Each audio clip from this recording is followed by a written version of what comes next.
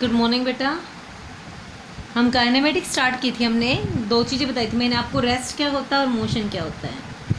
Rest, अगर कोई भी पार्टिकल अपने सराउंडिंग के corresponding with respect to time position में चेंज नहीं करता है, ये particle doesn't change its position with respect to surrounding, surrounding के कोरस्पॉन्डिंग अपनी पोजीशन में चेंज नहीं करता है विद टाइम, तो पार्टिकल किस पे है? रेस्ट पे।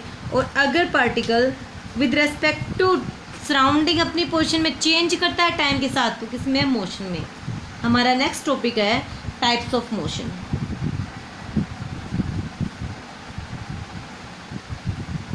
क्या है हमारा next topic? Types of motion. कितना ये तो हमने पता कर लिया बेटा कि मोशन क्या होता है, कि जब भी पार्टिकल टाइम के साथ अपनी पोजीशन चेंज करेगा तो किस में होता है? मोशन में। अब उसी मोशन की कुछ टाइप्स हैं। हमारे फर्स्ट टाइप है बेटा, सबसे पहले रेक्टिलिनियर,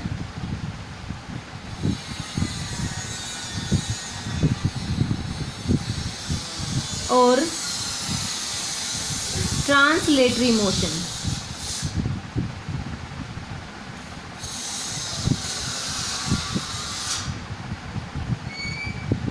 ठीक है, जब भी अगर कोई पार्टिकल, कोई पॉइंट मास बॉडी किसी स्ट्रेट लाइन में मूव करती है, बेटा इस वर्ड से याद रह जाएगा आपको, लीनियर वर्ड से। इस वर्ड से आपको याद रहेगा, लीनियर का मतलब होता है किसी लाइन के along.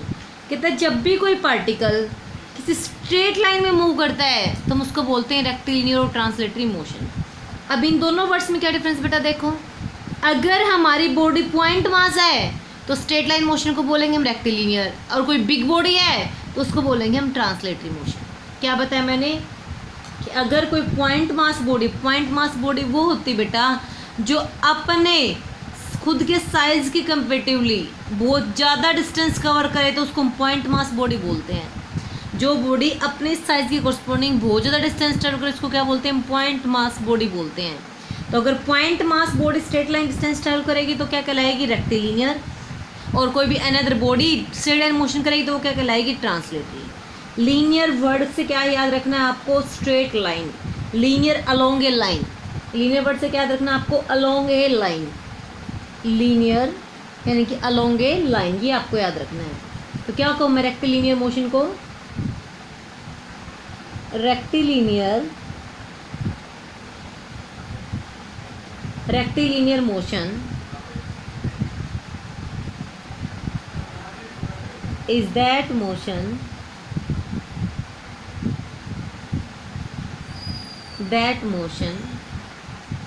in which a particle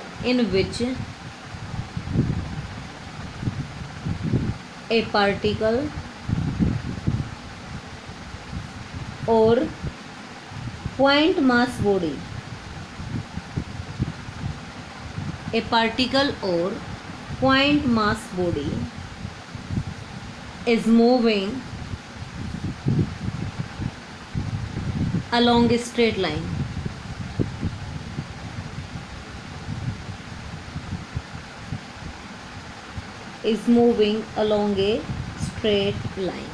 clear बेटा? ये कैसा मोशन है? रेक्टिलिनियर मोशन है। What is difference between rectilinear and translatory? अगर कोई point mass body straight line motion करेगी, पॉइंट मास बॉडी, तो ये क्या कहलाएगा? रेक्टिलिनियर। और अगर कोई बॉडी स्ट्रेट लाइन मोशन करेगी, ये क्या कहलाएगा? ट्रांसलेटरी।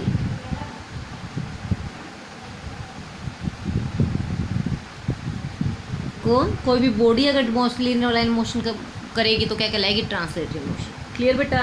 मैं इस ट्रांसलेटरी को भी एक बार यहाँ पे आपको बता रही हूँ। क्या कैसे डिफाइन करेंगे ट्रांसलेटरी मोशन को? That motion in which a body not a point mass is moving along a straight line. Translatory motion is that in which a body not a point mass, एक big body not a point mass is moving along a straight line.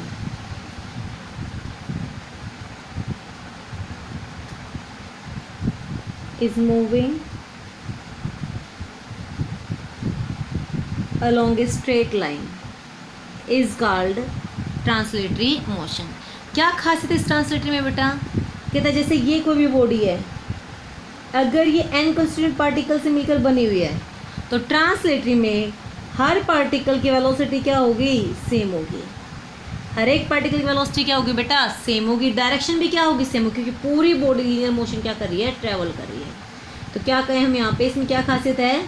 इसके सभी particles, all constituent particles move along parallel straight line and with same velocity.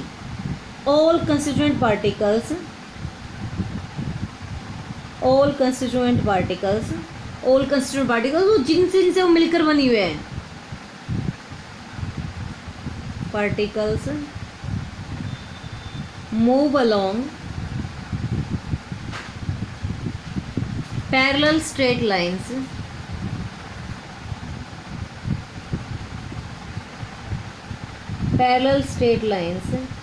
and with same velocities। Clear बेटा? तो ये कौन सा motion था हमारे पास? Linear motion और रेक्टिलिनियर मोशन। क्लियर हो गया सभी का? जैसे लीनियर मोशन हो क्या है हमारे पास? रेक्टिलिनियर मोशन है, अगर पॉइंट मास बॉडी है, कोई बिग बॉडी है, तो उसी को क्या बोल देंगे हम? Translatory motion. सेकंड पॉइंट हमारा, सेकंड टाइप, सर्कुलर और रोटेटरी मोशन। कौन सा है हमारे पास? सर्कुलर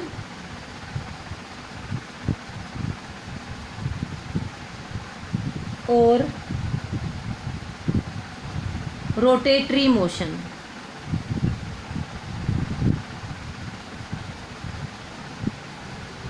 नाम से क्लियर हो रहा है बेटा इसमें कि हमारी बॉडी कैसा मोशन करेगी? सर्कुलर फॉर्म में मोशन करेगी। बॉडी कैसा मोशन करेगी? किसी सर्कल की सर्क्यूम्फ्रेंस पे क्या करेगी? मूव करेगी। तो क्या कहें हम? Circular rotatory motion is that in which a point mass body और a body in which a point मास होगी तो सर्कुलर और बॉडी होगी तो rotatory motion is moving on the circumference of a circle. वो कहाँ पे मूव करे? किसी सर्कल की सर्क्यूम्फ्रेंस पे। Moving on a circle about a fixed point which is the centre of circle. हम सिंपली क्या बोल देंगे बेटा? Moving around the circumference of a circle. It is a motion in which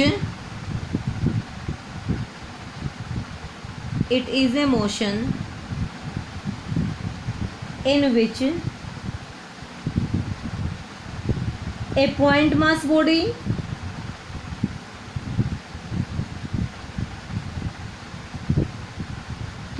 body और a another body.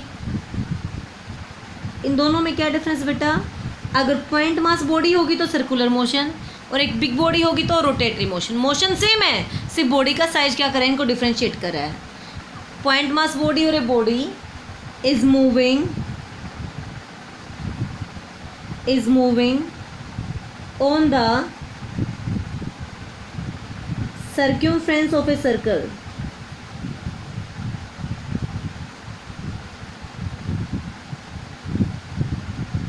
किसी circle की circumference पे क्या करे बेटा? वो बॉडी मूव करेगी तो क्या कहलाएगा? वो हमारा सर्कुलर और रोटेटरी मोशन कहलाएगा।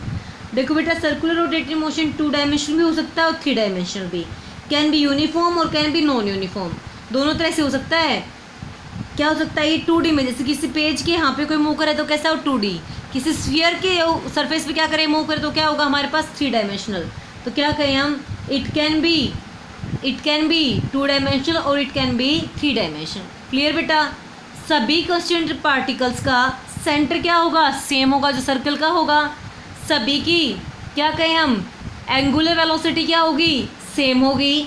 जो एक उसका फिक्स क्या होगा? एक्सिस होगा, जिसके अलोंग वो सारे क्या करेंगे? सर्कुलर मोशन करेंगे। क्लियर हो गया सभी का? नेक्स्ट पे चलते हैं हम। ऑसिलेटरी और वाइब्रेटरी, इसमें आप लिख सकते थे इट कैन बी 2D और 3D। और क्या कहेंगे? जैसे all constituent particles move along parallel straight line, इसमें all constituent particles move simultaneously along concentric circles. All constituent particles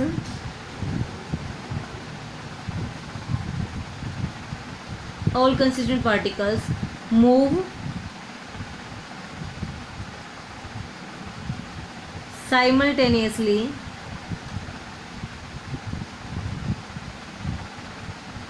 along concentric circles.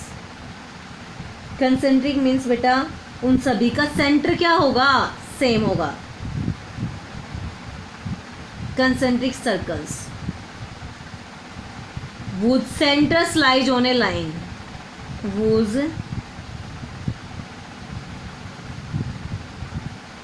centers lies on line called axis of rotation, lies on axis of rotation. Next हमारे पास type है oscillatory और vibratory.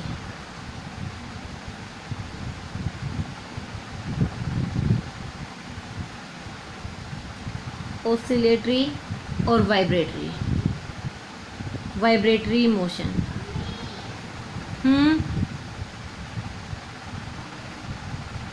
Oscillatory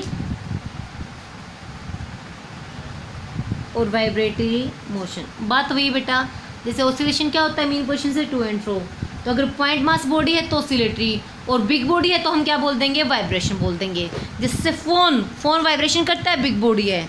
वैसे अगर कोई point mass body as compare to distance, उसका size छोटा है तो क्या कहलाएगी हमारी ऑसिलेटरी मोशन. तो क्या है बेटा ऑसिलेटरी और वाइब्रेटरी, जिसमें पार्टिकल अपनी मेन पोजीशन से फॉरवर्ड बैकवर्ड या अप डाउन मूव करे. जैसे बेटा देखो एक बार, अगर ये बॉडी इस तरह से जा रही है तो ये है ट्रांसलेटरी मोशन. कैसा, रेक्टिलीनियर और translatory motion. Rectilinear, linear means linear straight line में, तो रेक्टी पॉइंट मास बॉडी के लिए, ट्रांसलेटरी किसी बॉडी के लिए. ये मोशन कैसा है, ट्रांसलेटरी मोशन. अगर ये बॉडी किसी सेंटर के अलोंग सर्कुलर मूव करना शुरू कर दे, ये मोशन करना शुरू कर दे, तो अब क्या करे, ये इस एक्सिस के अलोंग, इस एक्सिस को अलोंग, ये मेरी फिंगर है, ये एक्सिस हो गया हमारे पास, इस एक्सिस के अलोंग क्या करिए, ये सर्कुलर मोशन करिए, तो क्या कहलाएगा हमारा रोटेटरी मोशन. अगर यही बॉडी ना स्ट्रेट जाए, ना ही अपने किसी एक्सिस के अलोंग सर्कुलर घूमे, अगर ये बॉडी ये मोशन करना शुरू कर दे, एक बार मेन पोजीशन से फॉरवर्ड फिर बैकवर्ड, फिर मेन पोजीशन से फॉरवर्ड फिर बैकवर्ड फिर मेन पोजीशन पे, तो ये मोशन कैसा होगा आपका, ऑसिलेटरी और वाइब्रेटरी मोशन. क्लियर बेटा. तो क्या कहें हम, it is the motion in which,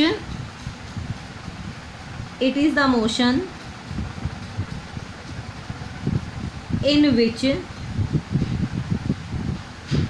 in which a body moves to and fro. A body moves to and fro, आगे पीछे, up and down, backward forward, कैसे भी बोल सकते हैं हम. अब ये भी कैसा है, ऑसिलेटरी या वाइब्रेटरी मोशन है. ये भी कैसा ऑसिलेटरी या वाइब्रेटरी मोशन है, टू एंड फ्रो और back and fourth repeatedly.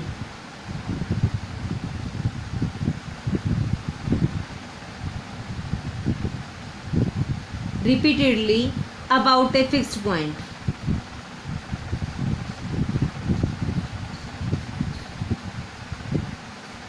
Is called in a definite interval of time. अगर बेटा देखो, अगर फिक्स डेफिनेट इंटरवल है तो पीरियोडिक मोशन भी बोलते हैं इसी को, जिसमें एक पर्टिकुलर पीरियड के बाद अपने आप को क्या करे, रिपीट करे. In a definite interval of time.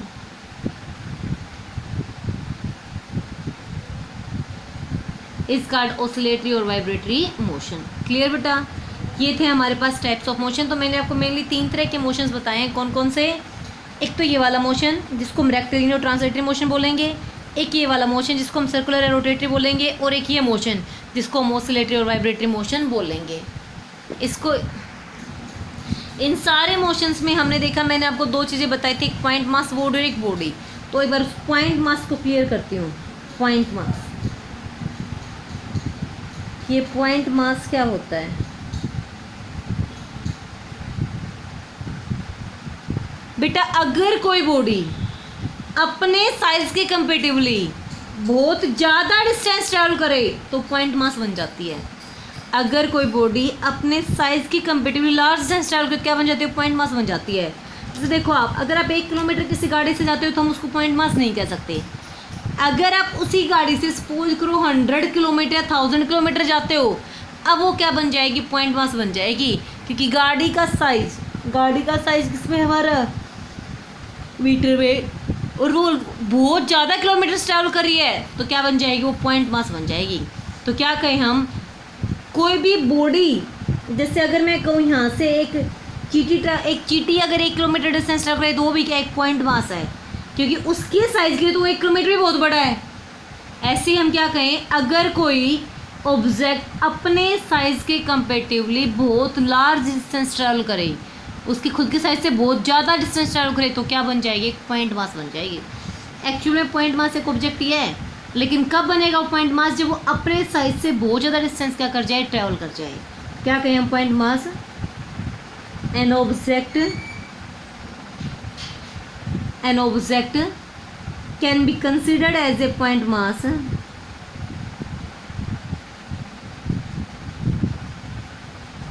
can be considered as a point mass।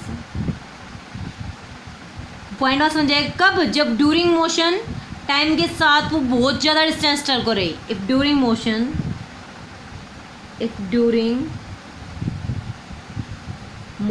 in a given time it covers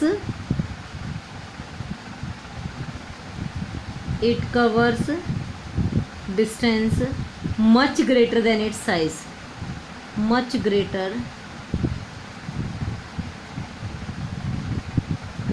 than its size, than its own size, अगर वो खुद के कंपेरेटिवली बहुत ज़्यादा डिस्टेंस क्या करे, ट्रैवल करे, तो क्या बन जाएगी, वो एक पॉइंट मास बॉडी बन जाएगी। क्लियर बेटा, ये था पॉइंट मास।